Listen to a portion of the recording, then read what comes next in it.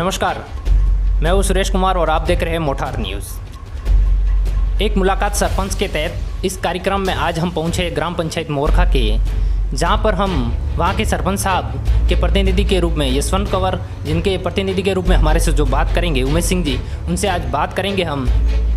इस समय कोरोना महामारी का संकट काल चल रहा है।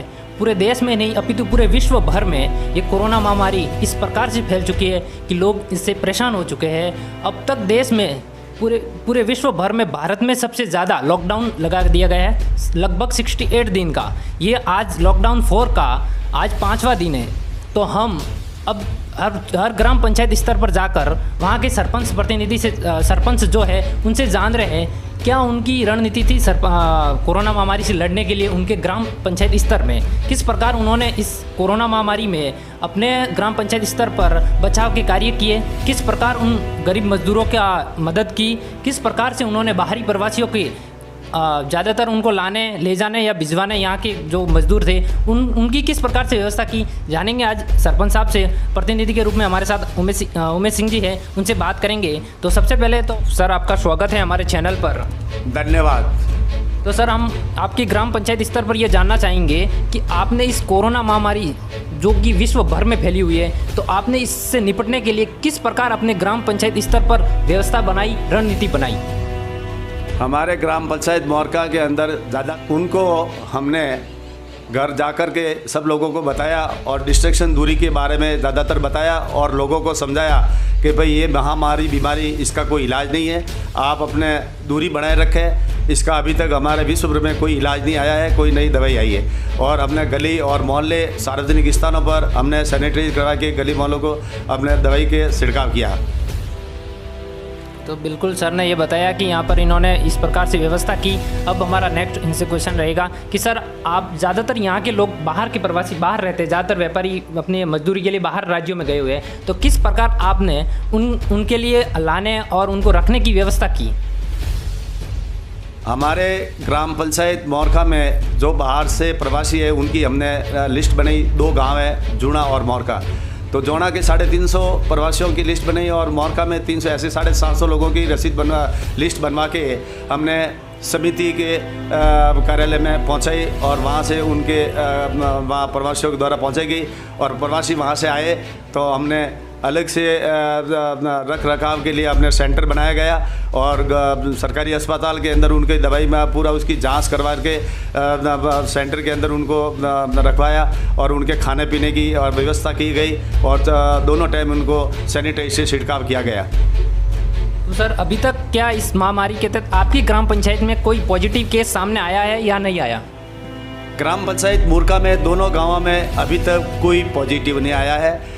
थोड़ी बहुत कोई बीमारी आई थी तो उनका हमने डॉक्टर साहब से मिलकर के डॉक्टर साहब ने उनका पूरी सैंपल लेके गए और सैंपल लाया तो सैंपल में भी नहीं लाया गया। कोई अभी तक ग्राम पंचायत मोरखा के अंदर पॉजिटिव नहीं आया। बिल्कुल आपका कहना है कि यहाँ तक अभी तक कोई पॉजिटिव नहीं आया, कुछ थे उनके भी नेगेटिव सैंपल आ गए हैं। नेगेटिव सैंपल आ गए। बिल्कुल। तो सर यहाँ पर जैसे ये ग्रामीण इलाका है, यहाँ पर लोग मजदूरी करते हैं और अपना पेट भरते हैं, तो किस प्रकार इस महामारी में लॉकडाउन में लोग जब बाहर नहीं जा पा रहे थे तो किस प्रकार आपने उनकी मदद की, उनके खाने की व्यवस्था की, किस प्रकार उनकी आपने पूरी तरह से मदद की ताकि उनको दोनों टाइम का खाना मिल सके और उनकी पूरी व्यवस्था की?